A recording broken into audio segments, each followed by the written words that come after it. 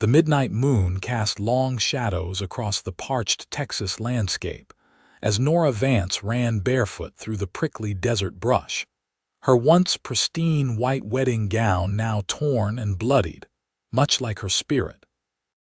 She had done the unthinkable, fled from her own wedding night, from the man her father had forced her to marry, a man whose gentle public facade had crumbled the moment they were alone. Fort Worth, Texas, 1873, was no place for a woman alone, but Nora would rather face the dangers of the wild frontier than spend another minute with Bartholomew Sullivan, the wealthy cattle baron whose cruel eyes and vicious grip had shown her exactly what kind of husband he intended to be. Just a little farther, she whispered to herself, ignoring the searing pain shooting through her feet as they hit sharp rocks and cacti spines. The sound of hoofbeats had faded hours ago, but she couldn't risk stopping. Bart's rage would only be intensified by her escape, and his men knew this territory far better than she ever could. The blood from her torn feet left a trail behind her, one that even an amateur tracker could follow come daylight. But the pain seemed distant compared to the terror that drove her forward. The memory of his hand around her throat, the smell of whiskey on his breath as he promised to teach her proper respect, these things pushed her onward into the unknown darkness. When her foot caught on an exposed tree root, sending her tumbling down a short embankment, Nora couldn't stop the cry that escaped her lips. She landed hard, the wind knocked from her lungs, her white dress now stained with dirt and blood. Lying there, staring up at the star-filled Texas sky, she wondered if this was where her desperate flight would end. As consciousness began to fade, the last thing Nora registered was the soft nicker of a horse and a silhouette backlit by the moon, tall, broad-shouldered, the unmistakable shape of a cowboy hat atop his head. Dawn was breaking when Nora's eyes fluttered open, panic immediately seizing her chest. She was in a cabin, lying on a modest but clean bed, her wedding dress replaced by an oversized cotton shirt. Her feet were bandaged, the sting of some kind of salve evident beneath the wrappings. "Easy now," came a deep voice from across the small room. "You're safe here." Nora scrambled to sit up, pressing her back against the rough wooden headboard. Her eyes darted around the cabin, seeking escape routes, weapons, anything that might help her. The man who stood by the cast-iron stove wasn't Bart Sullivan, nor any of his men that she recognized. He was younger, maybe late 20s, with sun-bronzed skin and dark hair that curled slightly at the nape of his neck. His eyes, a startling shade of blue, watched her with concern rather than malice. "Who are you?" she demanded, her voice hoarse from thirst and exhaustion. He approached slowly, as one might a spooked horse, and offered a cup of water. "Name's Daniel Yates. Most folks just call me Dan. I found you passed out not far from my property line last night." Nora hesitated before taking the cup, keeping as much distance between them as possible. "Did you change my clothes?" A flush of red crept up his neck. "Had to. Your dress was soaked through with blood and dirt. I didn't. I was respectful, madam. It was just to tend to your injuries." He turned away to give her privacy. "Your feet were in bad shape, worst I've seen since the war." She sipped the water, her eyes never leaving him. "How far are we from Fort Worth?" "About 15 miles southwest." He moved back to the stove, stirring something that smelled like beans and bacon. "Mind telling me what had you running barefoot through cactus country in a wedding dress?" The question sent ice through her veins. If he knew she was a bride, he might try to return her. "I need to keep moving," she said, attempting to swing her legs off the bed only to gasp at the pain. "You won't be walking anywhere on those feet for at least a week," Daniel said matter-of-factly. "Whatever you're running from, you're safe here for now. My ranch is small but secluded. Not many folks know I'm out here, and I aim to keep it that way." Nora felt tears well up in her eyes, but she blinked them back. "He'll be looking for me." Daniel didn't press for details. Instead, he filled a bowl with the breakfast he'd been preparing and brought it to her. "Eat something first, then we can talk about what happens next." The next few days established a cautious routine. Daniel would tend to her feet morning and night, cleaning the wounds and applying a salve he made from desert plants. He never asked her directly about what had happened, but bit by bit, Nora found herself sharing pieces of her story. "My father arranged the marriage," she explained on the third evening, watching as Daniel gently rewrapped her feet. His hands were calloused but unexpectedly gentle. "Bartholomew Sullivan is the most powerful man in Fort Worth. My father's business was failing, and Sullivan offered him a deal the debt wiped clean in exchange for my hand." Daniel's jaw tightened, but he kept his focus on his work. "And I'm guessing Sullivan isn't the gentleman he pretends to be in public." Nora's hand unconsciously went to her throat, where the bruises from her wedding night had begun to fade to a sickly yellow. "He waited until we were alone in his house, said he needed to establish the rules of our marriage early." She swallowed hard. "When he finally passed out from drink, I ran." Daniel finished with the bandage and sat back, his blue eyes meeting hers. "Sullivan's reputation reaches even out here. He's not known for his forgiveness." "I know," she whispered. "That's why I can't stay. Once I can walk, I need to get as far from Texas as possible." "And go where?" Daniel asked. "A woman alone with no money, no family." "I'd rather face that uncertainty than go back to him," Nora said fiercely. Daniel nodded, respecting her determination. "Well, you've got at least 4 more days before those feet will carry you anywhere. Until then, consider yourself my guest." As the days passed, Nora began to notice things about Daniel Yates, the way he hummed old war songs when he thought she wasn't listening, how he always woke before dawn, the worn Bible on his bedside table that he read each night. He slept on a bedroll by the fireplace, giving her his only bed without complaint. Daniel's small ranch was modest but well kept. He had about 40 head of cattle, a sturdy barn, and fields where he grew enough vegetables to sustain himself. It wasn't the grand estate Sullivan owned, but there was a peace here that Nora had never experienced. By the end of the week, she could stand and walk short distances, though it still hurt considerably. Daniel had given her a pair of his smallest boots, stuffed with rags to make them fit better. "I need to thank you properly," she told him as they sat on his porch watching the sunset paint the Texas sky in brilliant oranges and purples. "You could have left me out there, or worse, you could have taken me back to town for a reward." Daniel's expression darkened. "Is that what Sullivan's offering? A reward?" Nora nodded. "One of your neighbors rode by yesterday when you were checking the herd. He mentioned seeing posters in town, $500 for information leading to my return." She twisted her hands in her lap. "He called me Sullivan's runaway bride." "Hank Williams has a big mouth and small loyalty," Daniel muttered. "Did he recognize you?" "I don't think so. I stayed inside like you asked." She looked at him sideways. $500 is a lot of money for a small rancher." Daniel's laugh held no humor. "My freedom from men like Sullivan is worth more than any price he could offer." He turned to face her directly. "I fought for the Confederacy, not because I believed in their cause, but because I was young and had no choice. I've seen what powerful men do with their authority, and I want no part of it." The mention of the war surprised her. Daniel couldn't be more than 28 or 29, which meant he'd been just a boy when the fighting started. "How old were you?" she asked softly.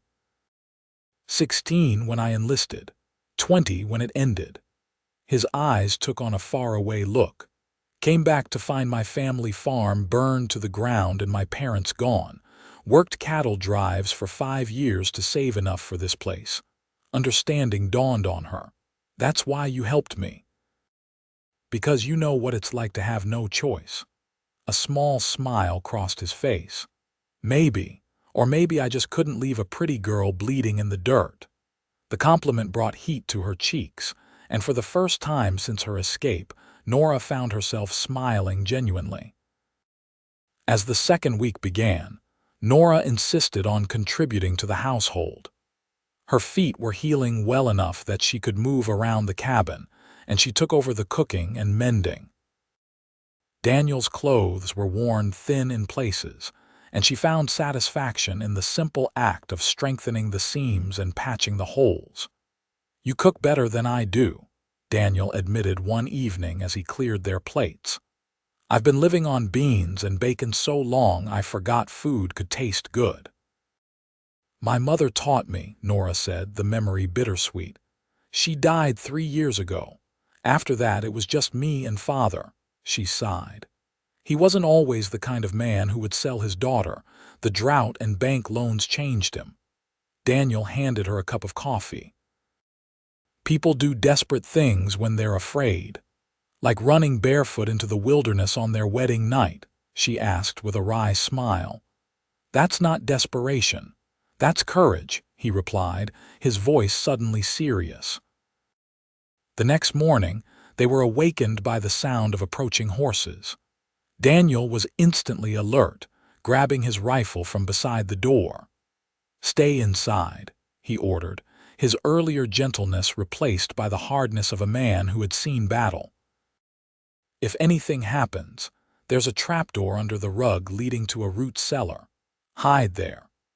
Nora's heart hammered in her chest as she watched through the window. 3 riders approached one she recognized immediately as Hank Williams, the neighbor who had mentioned the reward posters. The other 2 wore the distinct emblem of the Sullivan Ranch on their vests. "Morning, Yates," called one of Sullivan's men as they reined in their horses. "Fine day, isn't it?" "State your business, Cooper," Daniel replied, his rifle not quite pointed at them but ready all the same. "I've got work to do." The man named Cooper smiled, but it didn't reach his eyes. "Just making friendly rounds. Mr. Sullivan's bride has gone missing, as you might have heard. He's mighty concerned for her safety." "I've heard," Daniel said flatly. "Haven't seen any women out this way, though." "Not much reason for a lady to visit my humble spread." Hank Williams shifted uncomfortably in his saddle. "Thing is, Dan, I mentioned to these gentlemen how I saw you tending to someone in your cabin last week. Seemed like you had company." Daniel's expression didn't change, but Nora could see his knuckles whiten on the rifle. "My cousin from Austin was passing through. Took ill on the journey. He's moved on now." Cooper exchanged glances with his companion. "Mind if we take a look inside, just to be thorough in our search?" "Mr. Sullivan would be mighty grateful." "I do mind," Daniel said, his voice deceptively calm. "This is my property, and you have no right to enter without my permission." Cooper's friendly demeanor slipped. $500 is a lot of money, Yates. Could help a small-time rancher like yourself. All we want is to bring Mrs. Sullivan home where she belongs. Like I said, there's no one here but me." Daniel took a step forward. "Now, I appreciate you looking out for Mrs. Sullivan's welfare, but I've got cattle to tend to. Good day, gentlemen." For a tense moment, Nora thought violence would erupt on the porch. Her hand went to the trapdoor beneath the rug, ready to flee if needed. But something in Daniel's stance must have dissuaded the men. "We'll be back if we hear anything more," Cooper warned, turning his horse. "Sullivan doesn't take kindly to those who interfere in his affairs." "Neither do I," Daniel replied evenly. When they had disappeared over the ridge, Daniel came inside, his face grim. "We have a problem. Hank's suspicious, and Sullivan's men will be watching my place now." Nora felt the brief security of the past week crumbling. "I should go. I've put you in enough danger already." "You're not going anywhere," Daniel said firmly. "Not alone, anyway." He began moving around the cabin, gathering supplies. "We need to leave tonight after dark. I know places in the hills where we can hide until we figure out something more permanent." Nora repeated, stunned. "Daniel, this is my trouble, not yours. You've done more than enough." He paused in his preparations, looking at her with an intensity that made her breath catch. "I'm not sending you out there alone to be hunted down by Sullivan's dogs. Either we go together, or we both stay and fight." The determination in his eyes told her arguing would be pointless. "Why would you risk everything for me? You barely know me." Something flickered across Daniel's face, something deeper than mere kindness or duty. "I know enough," he said quietly, then returned to his packing. As night fell, Daniel led 2 horses from the barn, already saddled and loaded with provisions. He dressed Nora in his spare clothes, trousers, shirt, and a worn leather jacket that smelled of hay and sunshine. Her feet, still tender but healing, were protected by his modified boots. "We'll head west into the hills," he explained as he helped her mount. "I know a place where an old prospector used to live. It's abandoned now, but should give us shelter for a few days." "What about your ranch?" Nora asked, watching as Daniel took a last look at the cabin he'd worked so hard to build. "Land will still be here," he said, though she could hear the regret in his voice. "Cattle might scatter, but I've got enough saved to start again somewhere else if need be." The weight of his sacrifice settled on her shoulders. "I'm sorry, Daniel." He mounted his horse and rode alongside her. "Don't be. Some things are worth more than a plot of land and a few cows." The night journey was difficult and slow. Daniel led them away from established trails, navigating by stars and memory through rough terrain. Nora's feet throbbed in the stirrups, but she bit back any complaints. This man was risking everything for her. The least she could do was endure in silence. They traveled until the first hint of dawn touched the eastern sky. Then Daniel guided them into a narrow canyon. The abandoned prospector's cabin was little more than a shack, half collapsed on one side, but its stone chimney was intact, and part of the roof still offered protection from the elements. "It's not much," Daniel apologized as he helped her dismount. "It's perfect," she assured him, meaning it. Any place beyond Sullivan's reach seemed like paradise. They spent that day resting and planning. Daniel had brought enough food for a week, and he knew where to find water and game if they needed to stay longer. The hills provided good vantage points to see anyone approaching from miles away. "Sullivan won't give up easily," Nora warned as they sat by a small, smokeless fire that evening. "Not now that he knows someone helped me escape. His pride won't allow it." Daniel nodded grimly. "I figured as much, which is why we need to think beyond hiding." He hesitated, then continued. "I have a friend in Colorado runs a mining operation outside Denver. We worked cattle drives together years back. He'd give me work, no questions asked." "Colorado," Nora whispered, trying to imagine such a distant place. "It would mean leaving Texas for good," Daniel said, watching her reaction carefully. The thought was both terrifying and liberating. "I have nothing to keep me here," she admitted, "but I can't ask you to abandon your home, your life." Daniel poked at the fire, sparks rising into the darkness. "Been thinking about moving on anyway," he said, though they both knew it wasn't true. "Colorado's got good land, fair prices. Might be time for a change." In the firelight, Nora studied his profile, the strong jaw, the thoughtful eyes, the small scar near his temple that she'd noticed days ago but never asked about. This man, this stranger who had washed her bloody feet and defended her against danger, was now offering to uproot his entire life for her safety. "Why are you really doing this, Daniel?" she asked softly. He was quiet for so long she thought he might not answer. When he finally spoke, his voice was low. "During the war, I saw a lot of people with no choices. Slaves, poor farmers, women caught between armies.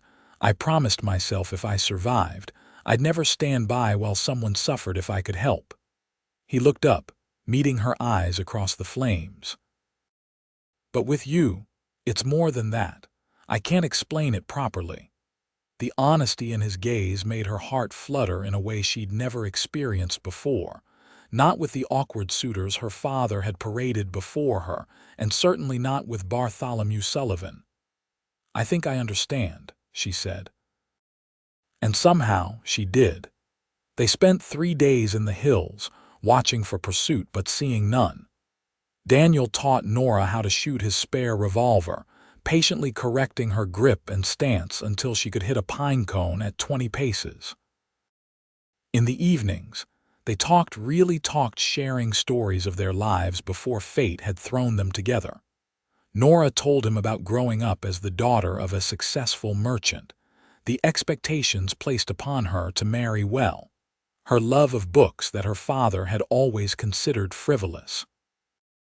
Daniel spoke of his childhood on a small farm, his horrific experiences in the war, and his dreams of someday raising horses instead of cattle.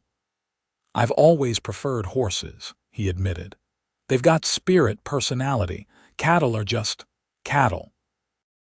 On the 4th morning, as Nora was gathering firewood near the cabin, she heard the unmistakable sound of approaching riders.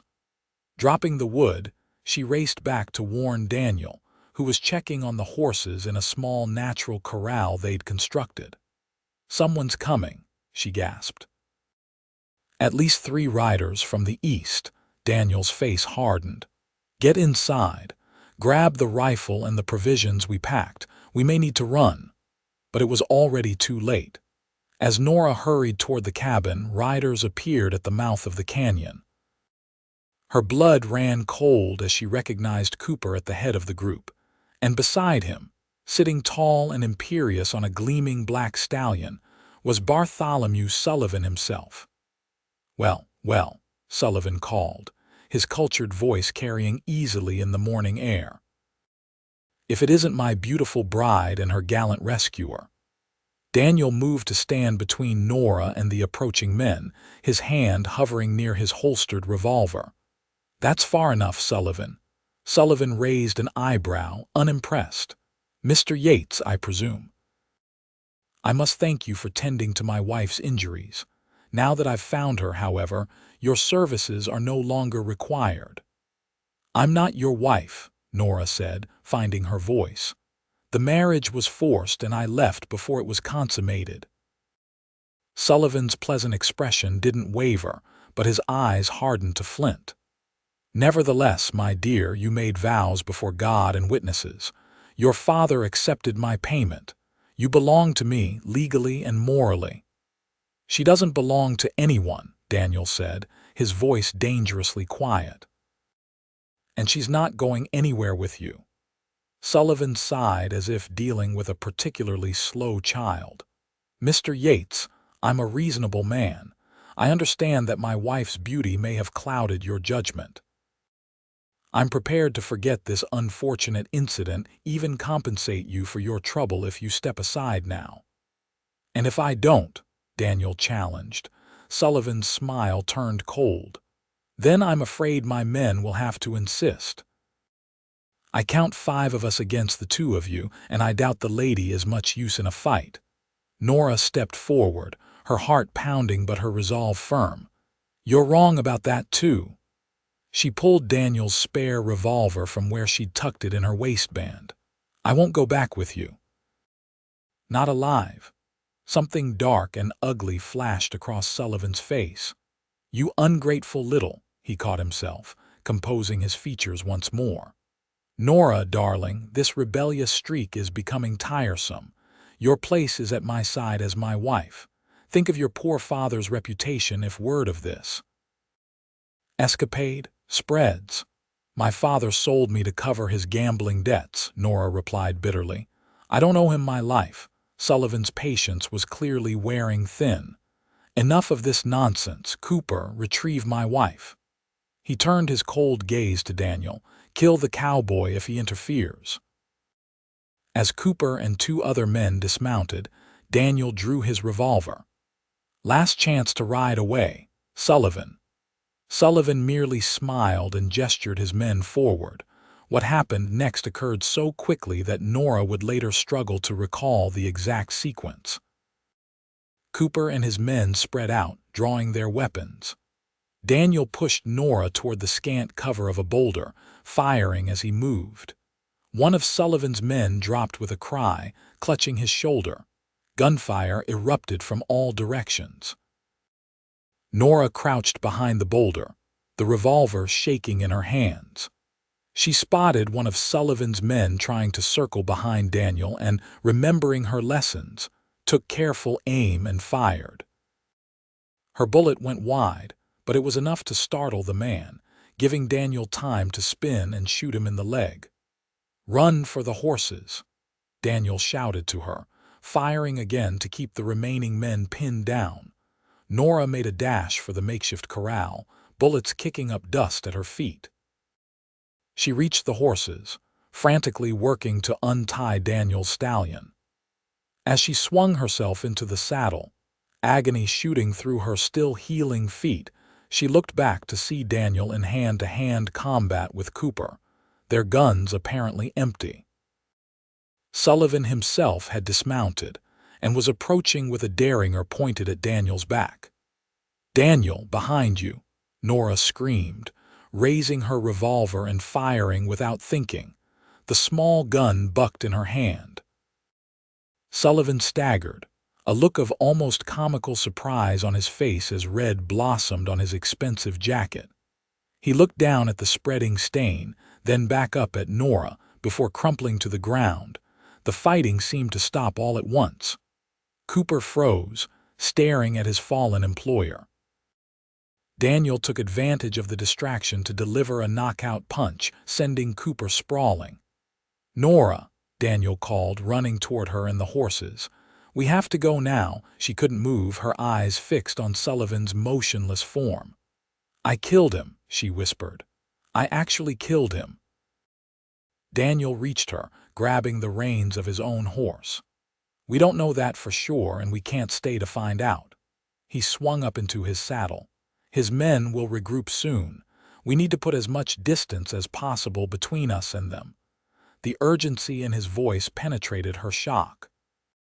Nodding numbly, Nora turned her horse and followed Daniel as he galloped out of the canyon, away from the men who were just beginning to recover from the unexpected gunfight.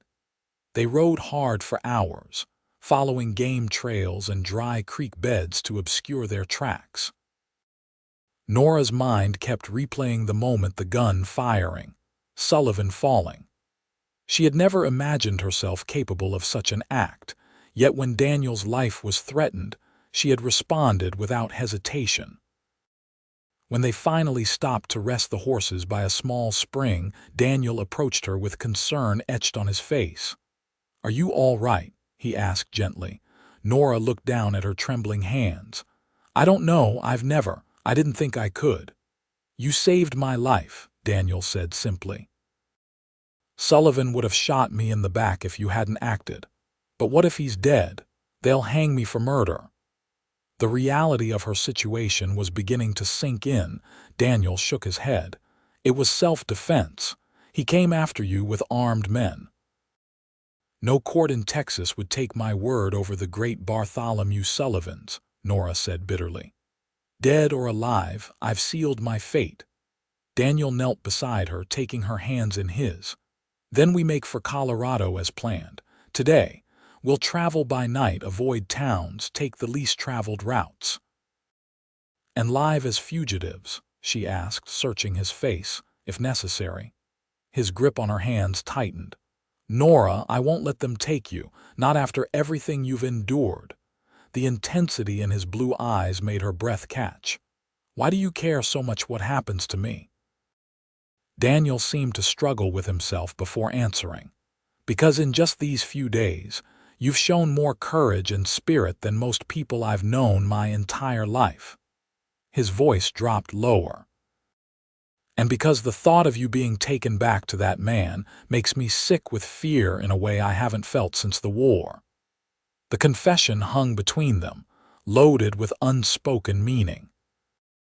Nora realized that somewhere between her bloody escape and this moment, something fundamental had changed between them.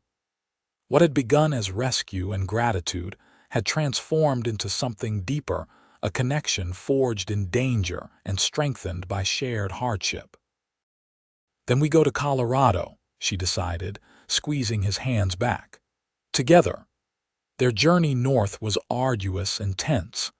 They avoided main roads and settlements, traveling mostly at night and hiding during daylight hours. They had no way of knowing whether Sullivan was dead or alive, whether posters with their descriptions were being distributed across Texas, or if bounty hunters had been dispatched to track them down. The uncertainty wore on them both, but it also forged a bond of trust and reliance that grew stronger with each passing day. Daniel taught Nora how to build a fire that produced minimal smoke, how to identify edible plants, and how to navigate by the stars. In turn, she shared her knowledge of first aid, sewing their torn clothing by firelight and stretching their dwindling supplies with creative cooking. Their physical closeness necessitated by the need to share body heat on cold nights, and to speak in whispers gradually evolved into a comfort with each other that neither had expected. Daniel no longer turned away in embarrassment when their hands touched while passing a water canteen.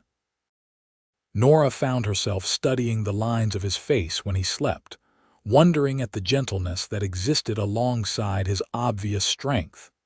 They crossed into the Colorado territory after 2 weeks of hard travel. The landscape changed, becoming more dramatic with towering mountains and lush valleys. Though still cautious, they began to feel the weight of pursuit lighten somewhat as they put more distance between themselves and Texas. "My friend's mining operation is near a town called Silver Creek," Daniel explained as they made camp one evening in a sheltered grove of pine trees. "Another 3 days' ride, I'd guess." Nora nodded, watching the flames dance. Her feet had healed completely by now, though scars remained where the deepest cuts had been. Sometimes she still dreamed of running through the dark, blood trailing behind her, Sullivan's laughter echoing in her ears. "What will we tell people?" she asked suddenly. "About who we are to each other, I mean." Daniel looked up from the rabbit he was skinning for their dinner. "I hadn't thought that far ahead," he admitted. "If Sullivan is alive, he might send word to law enforcement in Colorado," Nora reasoned. A man and woman traveling together would be memorable, but a husband and wife. Understanding dawned in Daniel's eyes. "You want us to pose as married?" Nora felt heat rise to her cheeks. "It would be safer, less questionable, unless you'd rather not." Daniel was quiet for a moment, his hands still working at preparing their meal. "It would make sense," he finally agreed, "but I don't want you to feel obligated by the pretense." The implication was clear. He was giving her space, respecting her recent escape from a forced marriage. The consideration touched her deeply. "I don't," she assured him. "With you, I never feel trapped." Something warm flickered in his eyes at that, but he simply nodded and returned to his task. Later, as they ate beside the fire, he said, "We'll need a story, how we met, where we're from." Nora smiled, warming to the challenge. "We could say we're from Missouri. It's far enough from Texas that people won't expect to know the same places or people." "I actually lived in Missouri as a boy," Daniel offered. "I know the area well enough to be convincing." They spent the evening crafting their fictional history, married for 2 years, heading west to start fresh after losing their farm to drought. By the time they settled down to sleep, Daniel and Nora Yates had a complete life together, one that felt surprisingly natural to imagine. Silver Creek, Colorado, turned out to be a bustling mining town nestled in a picturesque valley. After so many days in the wilderness, the sight of proper buildings, stores, and people going about their business seemed almost surreal. "We should buy you some proper clothes before we meet with Henry," Daniel suggested as they approached the town limits. "A dress would make our story more believable." Nora looked down at the men's clothing she'd been wearing for weeks. "I've gotten rather used to trousers," she admitted with a smile. "But you're right. A respectable wife should look the part." They entered town cautiously, both scanning for any sign of trouble or recognition. But the townspeople barely gave them a second glance. New arrivals were common in a place where fortunes could be made or lost in the mines. At the general store, Daniel purchased a simple blue calico dress, a shawl, and proper boots for Nora while she waited with the horses. When he returned with the packages, he also carried a small velvet pouch. "One more thing to make our story convincing," he said, almost shyly, as he handed it to her. Inside, Nora found a simple gold band, nothing fancy or expensive, but a proper wedding ring nonetheless. The sight of it made her throat tighten unexpectedly. "We can sell it if we no longer need the disguise," Daniel added hastily, mistaking her emotion for discomfort. "No," she said quickly. "It's perfect, thank you." She slipped it onto her finger, surprised by how right it felt there. They secured a room at a modest boarding house, where Daniel introduced them as Mr. and Mrs. Yates, newly arrived from Missouri. The landlady, a plump, cheerful woman named Mrs. Holloway, showed them to a small but clean room with a double bed that suddenly seemed very prominent to them both. "I'll sleep on the floor," Daniel said immediately when they were alone. "Don't be ridiculous," Nora replied, more brusquely than she intended. "We've slept beside each other for weeks in the wilderness. This bed is big enough for both of us without impropriety." Daniel looked like he might argue, but instead nodded. "If you're sure." "I trust you," she said simply, and she did more than she had ever trusted anyone. Henry Miller, Daniel's friend from his cattle driving days, turned out to be a boisterous man with a hearty laugh and shrewd eyes that missed nothing.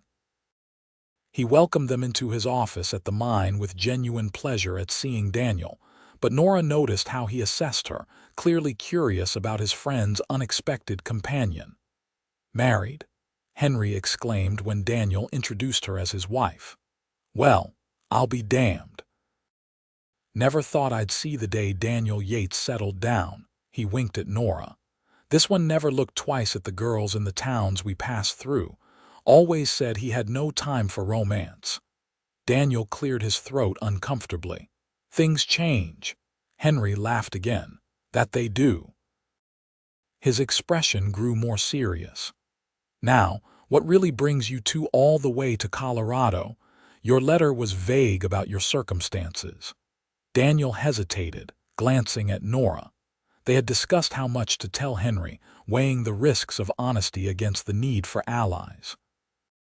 "We had some trouble in Texas," Daniel finally said. "The kind that might follow us." Henry's jovial manner faded, replaced by the sharpness of a man who hadn't built a successful mining operation by being naive. "Legal trouble, or the personal kind?" "Both," Nora spoke up. "I was forced into a marriage with a powerful man. When I fled, Daniel helped me.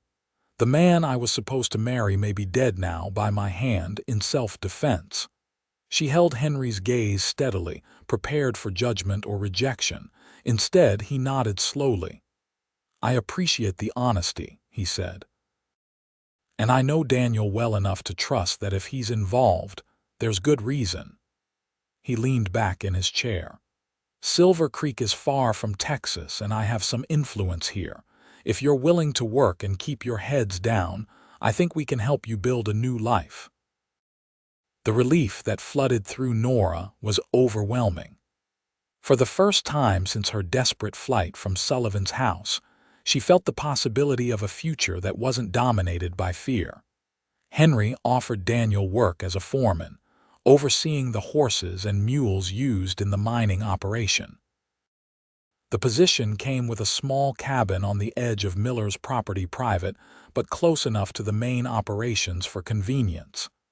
"And for you, Mrs. Yates," Henry said to Nora, "my wife has been looking for someone to help with the accounts. She mentioned you're educated." Nora nodded, surprised. "My father insisted on it, though he considered it mostly ornamental."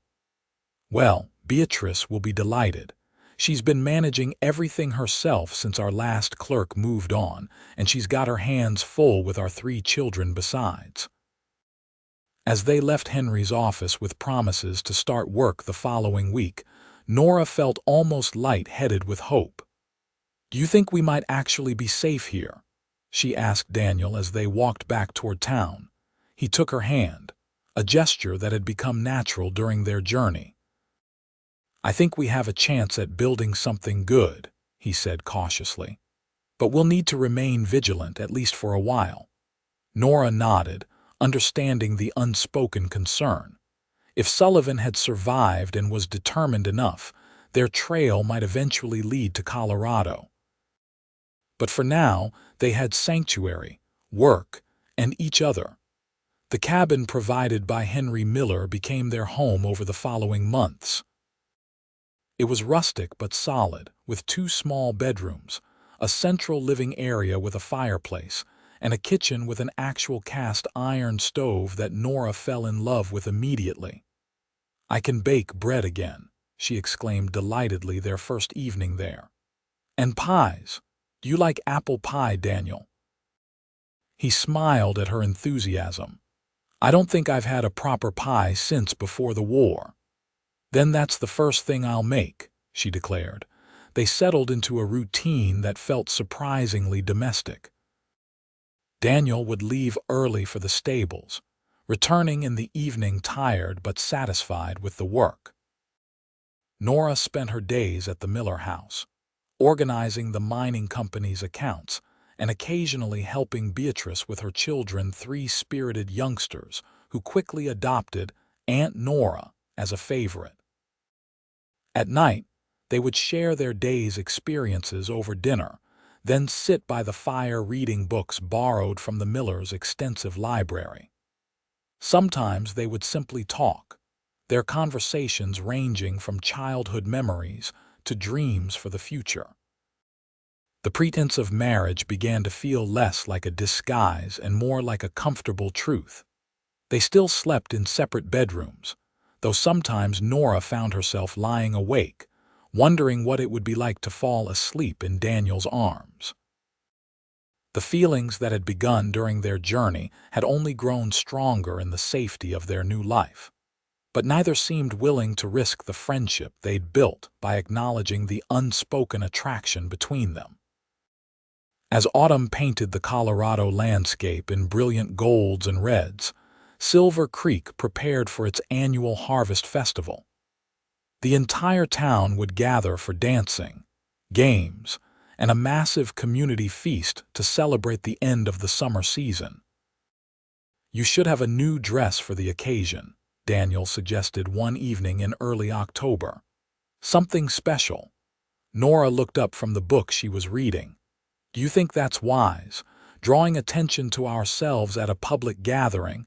Daniel's expression softened. "We've been here for nearly 3 months with no sign of trouble. The people of Silver Creek know us as the quiet, hard-working Yates couple. I think we can allow ourselves one night of celebration." The idea was tempting. After months of caution and restraint, the thought of music, dancing, and genuine merriment was almost intoxicating. "Besides," Daniel added with a small smile, "I'd like to see you in something other than work clothes just once." The admission, so cautiously offered, made Nora's heart flutter. "Then I suppose I should find something suitable," she agreed, trying to sound casual despite the warmth spreading through her. The seamstress in town had a bolt of deep green velvet that Nora had admired whenever she passed the shop window. It was an extravagance, but when Daniel insisted on paying for it as a gift, She couldn't refuse the longing in his eyes. The night of the Harvest Festival arrived clear and cool, with stars scattered like diamonds across the Colorado sky. The town square had been transformed with lanterns hanging from trees, long tables laden with food, and a wooden platform where a small band of local musicians played lively tunes. Daniel waited in the cabin's main room while Nora finished dressing. When she finally emerged from her bedroom, his expression made every penny spent on the green velvet dress worthwhile. He looked at her as if seeing her for the first time, his eyes traveling from her carefully arranged hair to the fitted bodice of the dress to the way the skirt swirled around her ankles. "You are beautiful," he said simply, the words carrying the weight of absolute truth. Nora felt a blush warm her cheeks. Daniel himself looked handsome in his best shirt and the new vest she had insisted on buying him for the occasion. His dark hair was neatly combed, though one rebellious curl still fell across his forehead in a way she found endearing. "Thank you," she replied, suddenly shy. "Shall we go?" They walked to town arm in arm, joining the flow of families and couples heading toward the festive lights and music.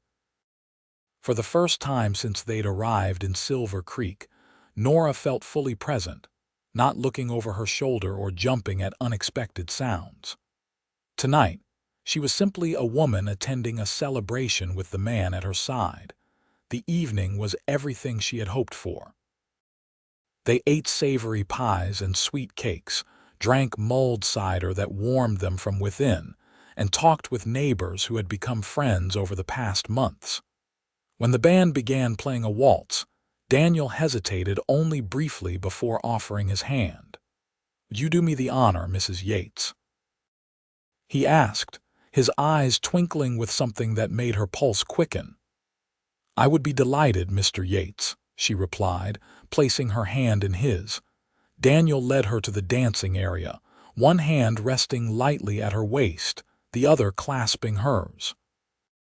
He moved with unexpected grace for a man who spent his days working with horses, guiding her through the steps with confidence. "Where did you learn to dance?" Nora asked, surprised. A smile touched his lips. "My mother taught me, said every gentleman should know how, regardless of his station." His eyes held hers as they turned. "I never had much occasion to use the skill until now." As they danced beneath the stars, something shifted between them. The careful distance they had maintained, even while living as husband and wife, began to dissolve. Nora was acutely aware of his hand at her waist, the subtle scent of soap and pine that always surrounded him, the way his eyes never left her face. When the music ended, neither moved immediately to break apart. Around them, other couples were laughing, switching partners, moving on to the next dance. But Daniel and Nora remained still, caught in a moment of recognition that had been building for months. "Nora," Daniel said softly, her name sounding like a question and an answer at once. Before he could continue, a commotion near the edge of the square drew their attention. A group of riders had entered the town, dusty and travel-worn. At their head was a man whose presence immediately sent ice through Nora's veins. Cooper, Sullivan's right-hand man. "Daniel," she whispered, clutching his arm. "It's them, Sullivan's men." Daniel followed her gaze, his body tensing as he recognized the threat. Without hesitation, he guided her away from the dancing area, using the crowd as cover. "We need to get back to the cabin," he murmured. "Grab what we can and ride out tonight." Nora's heart sank at the thought of fleeing again, abandoning the life they had built here. "How did they find us?"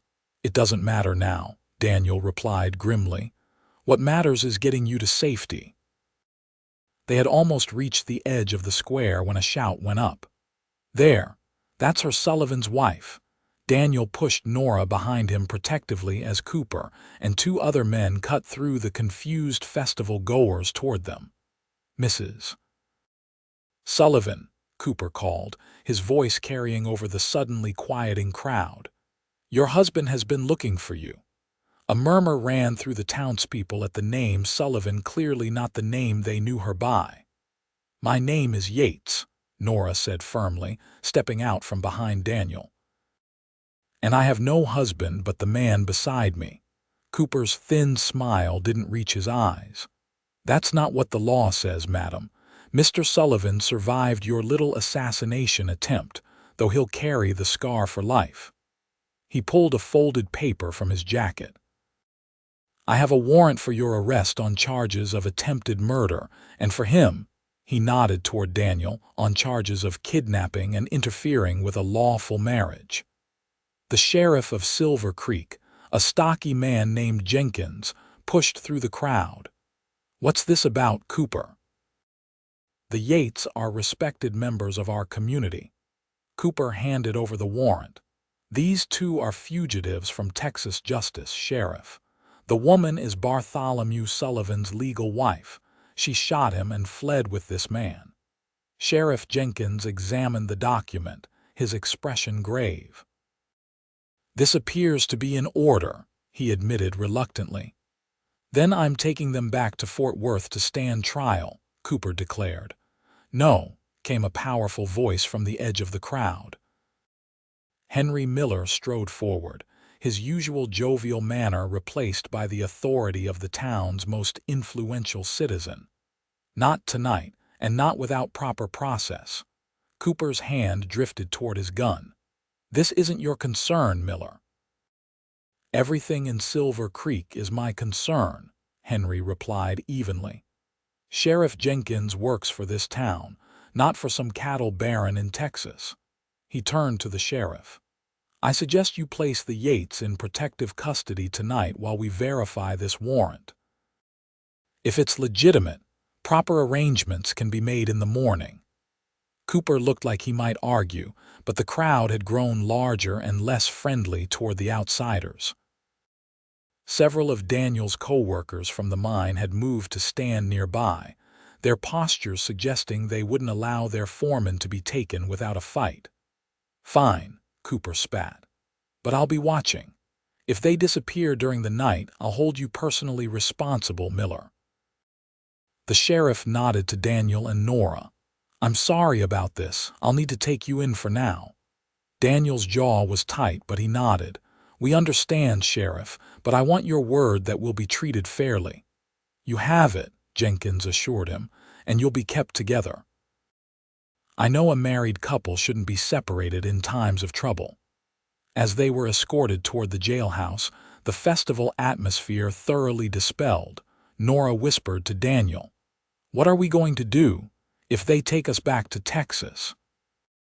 "They won't," Daniel promised, though she could hear the strain in his voice. "Henry won't let that happen, and neither will I." The Silver Creek jail was small but clean, with 2 cells.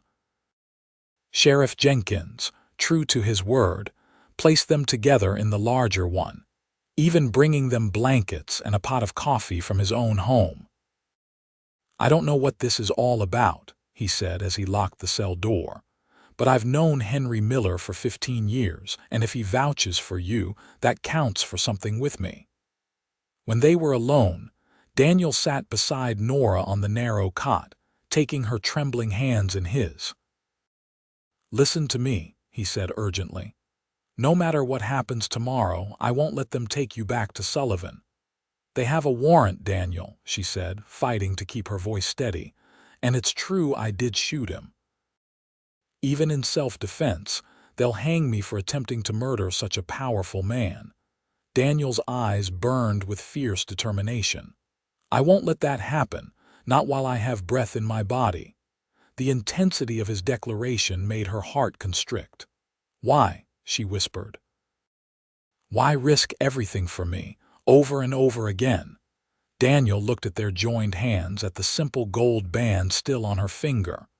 When he raised his eyes to meet hers, the raw emotion there took her breath away. "Because I love you," he said simply. "I think I've loved you since I found you that night, bloody feet and all. Every day since has only made me more certain." The words hung in the air between them, changing everything and nothing all at once. Nora realized that part of her had known this truth for some time, had felt it in his gentle care, his unwavering protection, his respect for her choices. "Daniel," she breathed, her free hand rising to touch his face. "I love you too. Not because you saved me, but because of who you are, the man who washed my wounds and kept me safe, yes, but also the man who treats me as an equal, who listens when I speak, who looks at me as if I'm the most precious thing in his world." The distance between them vanished as Daniel leaned forward, his lips meeting hers in a kiss that felt like coming home. All the fear and uncertainty of their situation receded, leaving only the certainty of what they felt for each other. When they finally broke apart, Daniel rested his forehead against hers. "Whatever comes tomorrow," he promised, "we face it together." Morning brought Henry Miller to the jailhouse, his expression grim but determined. "Cooper and his men are camped at the edge of town," he reported. "I've sent telegrams to contacts in Texas, trying to verify this warrant and Sullivan's claims. It will take days to get responses," Nora said, her heart sinking. "Which is why we need another plan," Henry agreed. "The warrant may be legal, but that doesn't make Sullivan's claims true."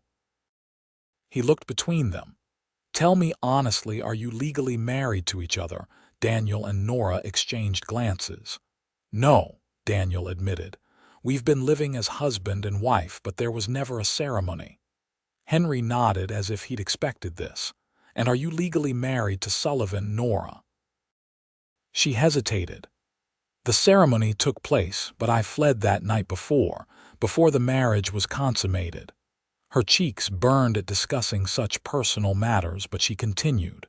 "Under Texas law, I believe that might make the marriage voidable. It's a legal gray area," Henry agreed. "But it gives us something to work with." He lowered his voice.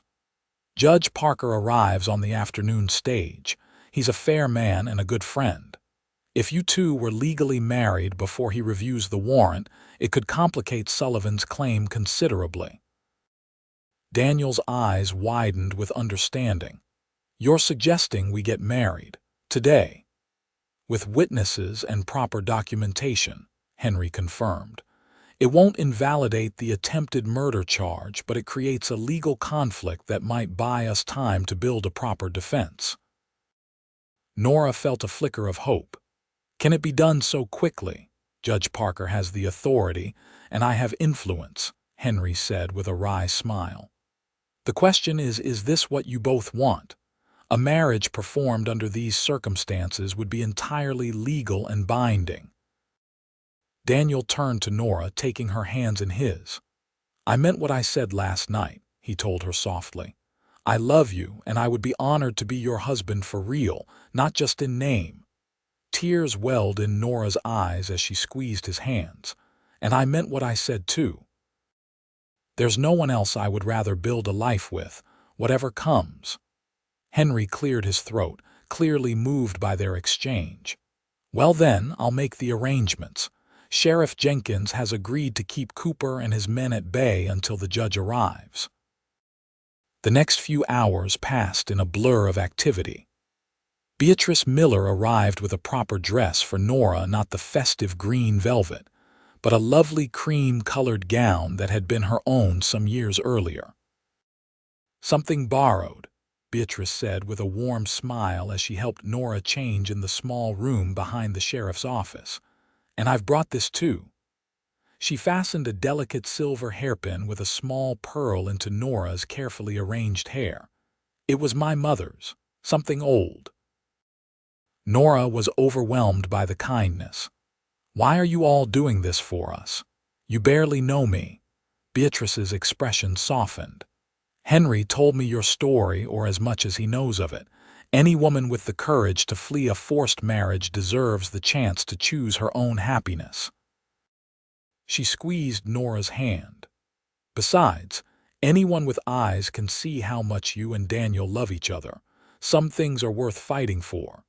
Judge Parker arrived as promised, a distinguished older man with kind eyes and a no-nonsense manner. After reviewing the situation and meeting privately with Daniel and Nora, he agreed to perform the ceremony immediately. The sheriff's office was transformed as best it could be, with flowers brought by townswomen who had heard the news and rallied to support the couple they had come to respect over the past months. Daniel, wearing a clean shirt and his best vest, waited nervously as Beatrice led Nora into the room. The ceremony itself was simple but heartfelt. Judge Parker spoke of the serious commitment of marriage, of the legal and moral obligations it entailed. When he asked if they took each other as husband and wife, Daniel and Nora's voices rang with absolute certainty. "By the authority vested in me by the territory of Colorado," Judge Parker declared, "I now pronounce you husband and wife." He smiled at Daniel. "You may kiss your bride." As Daniel's lips met hers, Nora felt a sense of rightness and belonging that she had never experienced before. This was no pretense, no matter the unusual circumstances. This was real as the love that had grown between them since that fateful night when he had found her bloody and desperate in the Texas wilderness. The moment was interrupted by the jailhouse door slamming open. Cooper stood there, his face dark with anger when he took in the scene before him. "What the hell is this?" he demanded. Judge Parker turned, his judicial authority evident in his bearing. "This is a legal wedding ceremony which I have just completed." He gestured to the marriage certificate he had been in the process of signing. "Mr. and Mrs. Daniel Yates are now lawfully married." Cooper's face contorted with rage. "This is a sham, a trick to circumvent justice." "On the contrary," Judge Parker replied calmly, "this is a legitimate marriage between two consenting adults, properly witnessed and documented." He picked up the warrant that Sheriff Jenkins had provided him. "As for this, I'll need to review it thoroughly before making any determinations." The conflicting marital claims create a complex legal situation that cannot be resolved hastily. "Sullivan won't stand for this," Cooper threatened. "Mr. Sullivan is welcome to present his case in a proper legal forum," Judge Parker said firmly. "Until then, I am remanding Mr. and Mrs. Yates to the custody of Henry Miller, who has posted bond for their appearance at a formal hearing to be held in Denver in 30 days' time." Cooper looked like he might explode. "You can't do this." "I assure you, I can and I have," Judge Parker replied, a hint of steel entering his voice.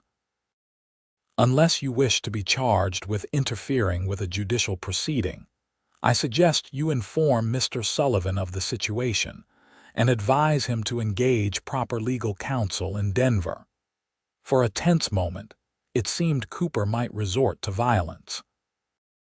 But surrounded by the sheriff, the judge, and a roomful of Silver Creek citizens clearly supporting the newlyweds, he eventually backed down.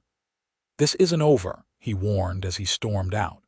"No, I don't suppose it is," Henry Miller sighed. Then, his face brightening, he turned to Daniel and Nora. "But for today, at least, we have cause for celebration. A wedding deserves a proper party, even under unusual circumstances." That evening, the Miller home hosted an impromptu wedding celebration. Though the shadow of Cooper's threats and the upcoming hearing hung over them, Daniel and Nora allowed themselves to enjoy the moment their first as a truly married couple. "I wish our beginning could have been simpler," Daniel murmured as they shared their first dance as husband and wife in the Millers' parlor. Nora smiled up at him, her heart full despite their uncertain future. "Our beginning was exactly what it needed to be. You found me when I needed you most, and everything since has brought us here." She leaned closer, resting her head against his chest. "I wouldn't change a moment of it." Later that night, in the privacy of their cabin now truly theirs together, they consummated their marriage with tender passion. discovering each other in ways they had only imagined during their months of cautious coexistence. In Daniel's arms, Nora found a joy and completion that made the pain of her past fade into insignificance. This was what love should be: freely given, mutually cherished, founded on respect and trust.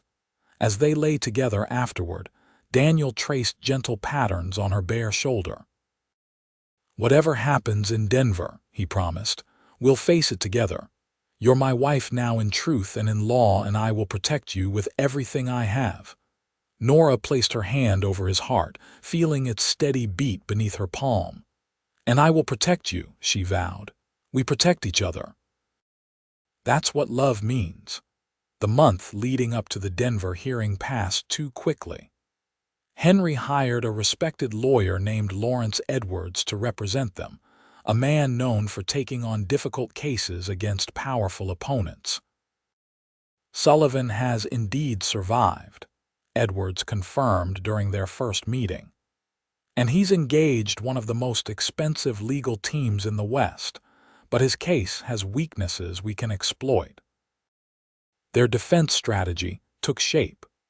Challenge the validity of Nora's marriage to Sullivan based on coercion and non-consummation, present evidence of Sullivan's violent nature, and emphasize that Nora had acted in self-defense when she shot him. "The attempted murder charge is the most serious," Edwards warned. "But if we can establish that you were fleeing a forced marriage and defending yourself and Daniel from armed men, we have a chance." Testimonies were gathered from witnesses who had seen Sullivan's brutal treatment of others, including former employees and business associates. Henry Miller used his connections to locate a former maid from Sullivan's household who was willing to testify about his violent temper. As the day of the hearing approached, Nora's nightmares returned: visions of Sullivan dragging her back to Fort Worth, of Daniel hanging from a gallows while she watched helplessly. On those nights, Daniel would hold her close, whispering reassurances, until she fell back asleep in the safety of his arms. Denver in early December was cold and bustling, the city much larger and more imposing than Silver Creek. The hearing was to take place in the Territorial Courthouse, a grand stone building that intimidated Nora with its formal splendor. "Remember," Edwards advised as they prepared to enter, "Judge Harrington is known to be fair but traditional. Appear respectful and composed at all times." The courtroom was already crowded when they entered. Nora's steps faltered when she saw Bartholomew Sullivan sitting at the plaintiff's table, his handsome face marred by a vivid scar that ran from his left temple to his jaw, the mark left by her bullet. When his cold eyes met hers, she felt Daniel's hand tighten protectively around hers. "Don't let him intimidate you," Daniel murmured. "You're stronger than he is." The proceedings began with Sullivan's lawyers presenting their case. Nora was Sullivan's lawful wife who had attempted to murder him and fled with another man. They demanded her return to Texas to face criminal charges, and they sought to invalidate her marriage to Daniel as bigamous and fraudulent. When Edwards rose to present their defense, his calm, methodical approach contrasted sharply with the dramatic accusations from Sullivan's team. "Your Honor," he began, "this case is not about a wife's duty to her husband, but about a woman's right to escape a forced marriage and life-threatening abuse." He outlined how Nora's father had effectively sold her to Sullivan to cover gambling debts, how Sullivan had assaulted her on their wedding night, and how she had fled in terror. "Mrs. Yates did indeed shoot Mr. Sullivan," Edwards acknowledged, "but only when he and his men tracked her down and threatened both her life and that of Daniel Yates, the man who had rescued her and whom she would eventually marry legally in Colorado territory." The judge listened impassively as both sides presented witnesses. Sullivan's foreman Cooper testified about finding Nora and Daniel at the prospector's cabin, claiming they had fired first without provocation. Sullivan himself took the stand, presenting the image of a heartbroken husband whose young bride had been seduced away by an opportunistic cowboy. "I loved my wife," Sullivan declared, his hand dramatically touching the scar on his face. "I only wished to bring her home where she belonged." When it was Nora's turn to testify, she felt as though she might faint from fear. But as she took the oath and faced the courtroom, she found her voice. "I never wanted to marry Bartholomew Sullivan," she stated clearly. "My father arranged the marriage without my consent to satisfy debts he owed to Mr. Sullivan." She described, in painful detail, Sullivan's attack on their wedding night and her desperate escape. "And did you intend to kill Mr. Sullivan when you shot him at the prospector's cabin?" Edwards asked. Nora shook her head. "No, sir. I fired because he was about to shoot Daniel in the back. I only wanted to stop him, not kill him." Sullivan's lawyer cross-examined her harshly, trying to paint her as unstable, ungrateful, and immoral. But Nora remained composed, answering each accusation with quiet dignity. Daniel's testimony followed, his deep voice steady as he described finding Nora that night, tending to her wounds and eventually falling in love with her. "I didn't set out to take another man's wife," he stated firmly. "I set out to help a terrified young woman who was running for her life. Everything that followed came from genuine feeling, not calculation."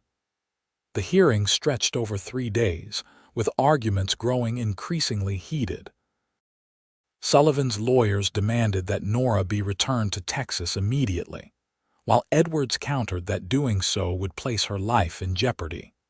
On the final day, Judge Harrington cleared the courtroom of all but the principal parties and their legal representatives before delivering his decision. "This case presents unusual and troubling questions about the nature of marriage, the rights of women, and the limits of state authority," he began. "After careful consideration of all testimony and evidence, I have reached the following conclusions." The room was utterly silent as he continued. "First, regarding the validity of the marriage between Nora Vance and Bartholomew Sullivan. While the ceremony was legally performed, I find compelling evidence that it was coerced and never consummated. Under both Texas and Colorado law, these factors render the marriage voidable." Sullivan made a sound of protest, but his lawyer quieted him with a hand on his arm. "Second, regarding the marriage between Nora Vance and Daniel Yates, having been performed with proper authority and documentation, and with the first marriage being legally voidable, I find this union to be valid and binding." Nora felt Daniel's hand squeeze hers under the table, hope rising in her chest.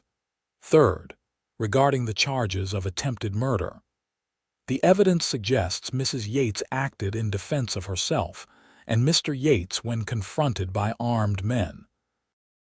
While regrettable, such action falls within the bounds of justifiable self-defense under territorial law."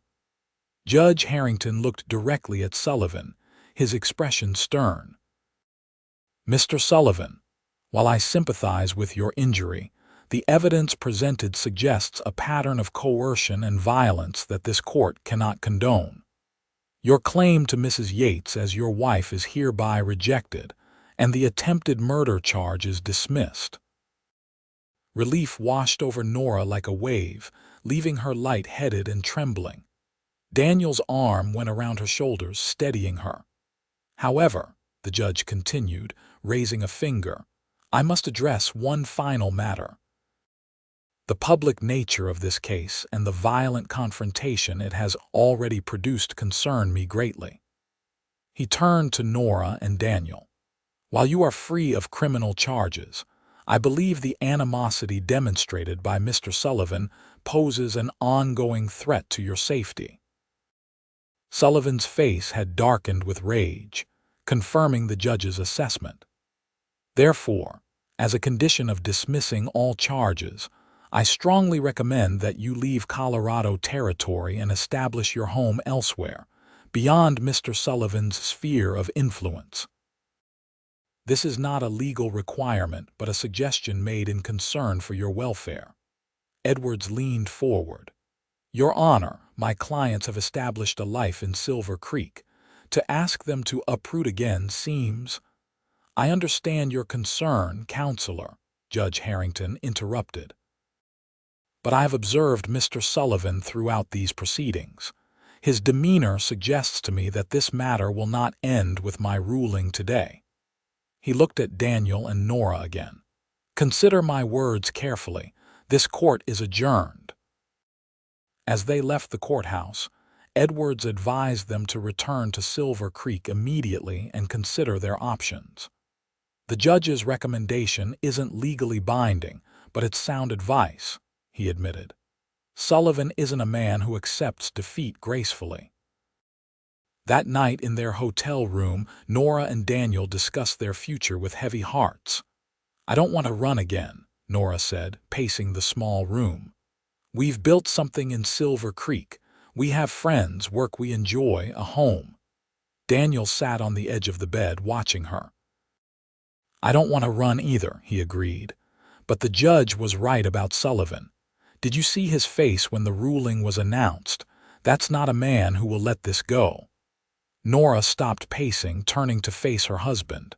"So what do we do? Keep running forever?" "I'm tired of living in fear, Daniel." He stood, crossing to her and taking her hands. "So am I. But there are other places we could go, places far beyond Sullivan's reach where we could build something even better." "Like where?" she asked, the fight leaving her voice. Daniel smiled, a hint of excitement entering his eyes. "I've been corresponding with a friend who settled in Oregon. The Willamette Valley, he calls it. Rich land, good rainfall, perfect for raising horses like I've always wanted to do." "Oregon," Nora repeated, trying to imagine such a distant place. "That's very far." "Too far for Sullivan's arm to reach," Daniel pointed out. "And it's supposed to be beautiful green all year round, with mountains and forests and good soil for growing just about anything." The image was appealing, a fresh start in a place untouched by their past troubles. "Would your friend help us get established?" she asked, beginning to consider the possibility. Daniel nodded eagerly. "He's offered before. Says there's land available at fair prices, and the community is growing but still small enough to welcome newcomers." He squeezed her hands. "We could build a proper home there, Nora. Start a family if you wanted, live without looking over our shoulders."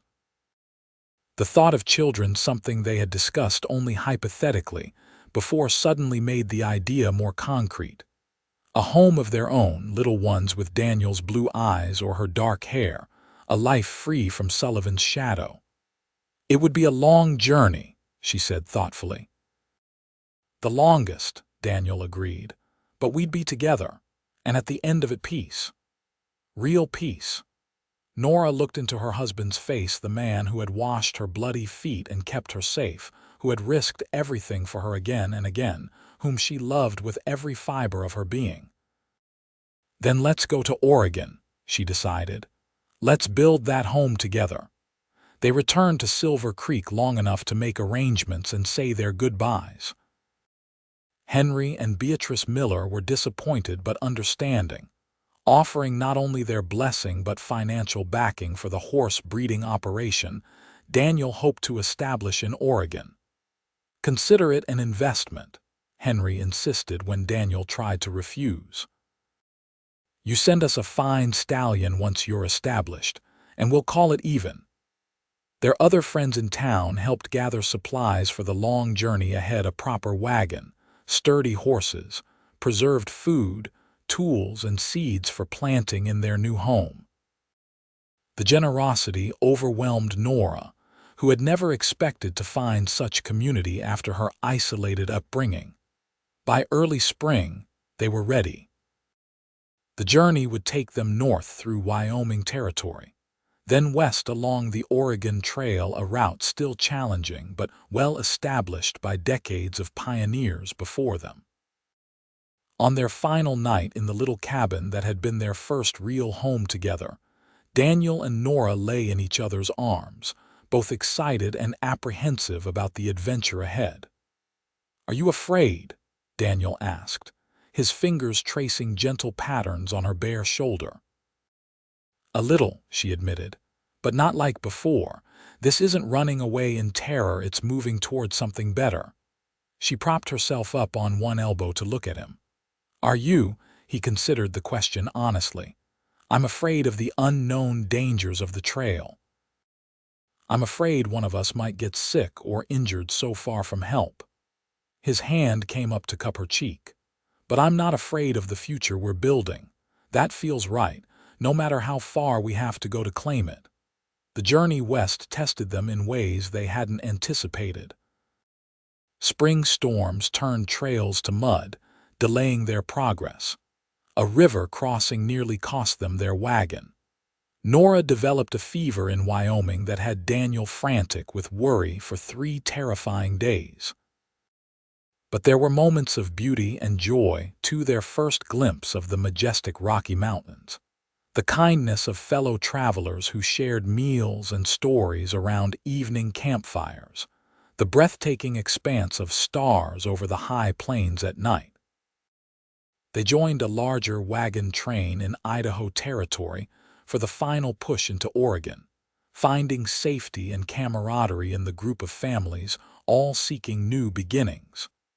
Nora formed a particular friendship with a young mother named Sarah, whose husband had died of cholera back in Missouri. Sarah's quiet strength in continuing westward with her 2 small children inspired Nora deeply.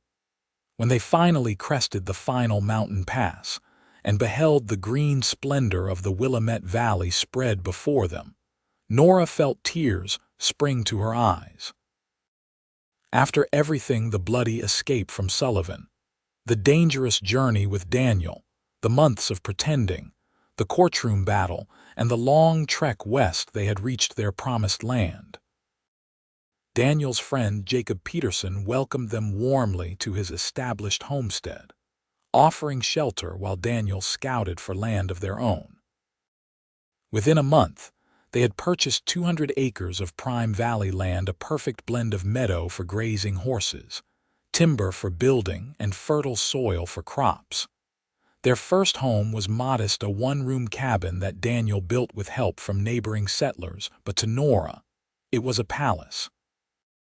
Here, there was no need for pretense or caution. No one knew them as anything but Daniel and Nora Yates, a hard-working young couple building a horse ranch from scratch. By their first Christmas in Oregon, the initial cabin had expanded to include a proper bedroom and kitchen. Daniel had acquired 4 quality mares and was constructing a stable to house them, and the stallion he planned to purchase in the spring.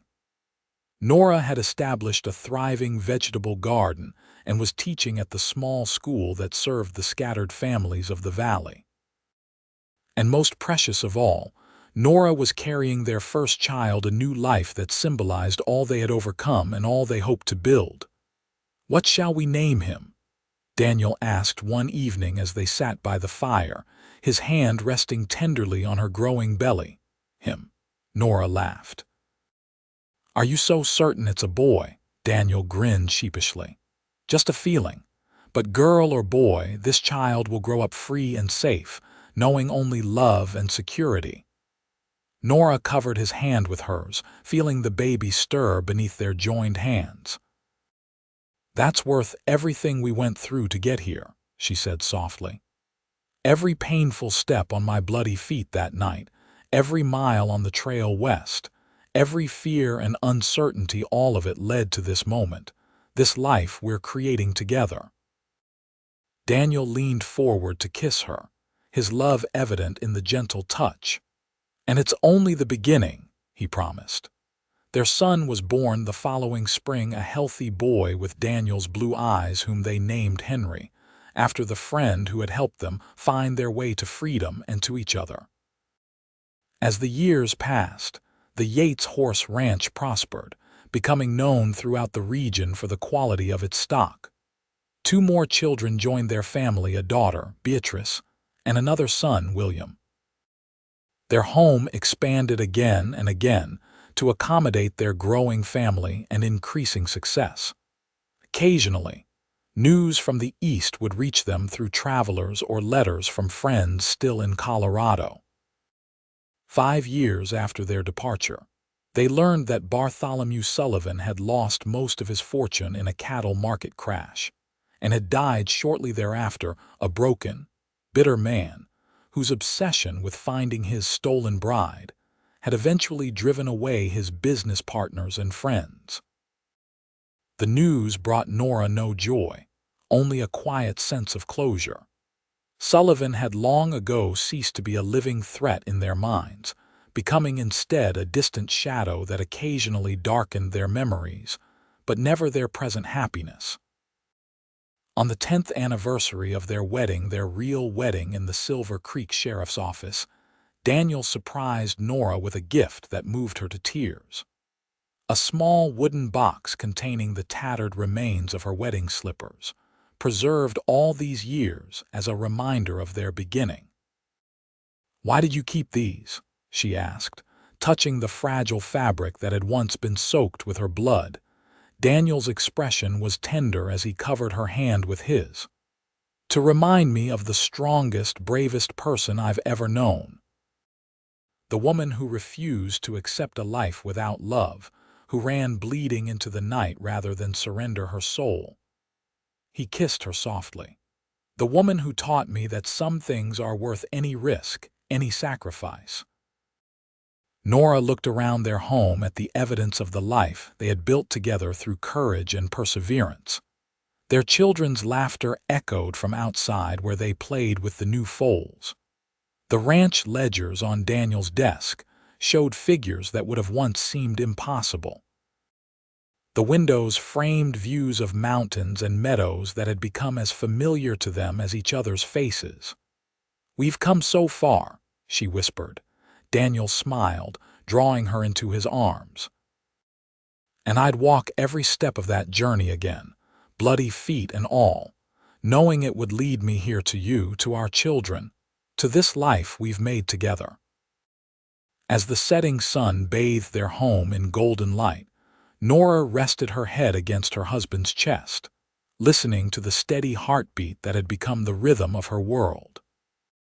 From desperate escape to enduring love, their story had unfolded in ways neither could have imagined on that fateful night when a barefoot bride had fled into the darkness, and a cowboy with gentle hands had washed her wounds and kept her safe. Some journeys began with bloody footprints, but with love and courage, they could end with the most beautiful destinations of all.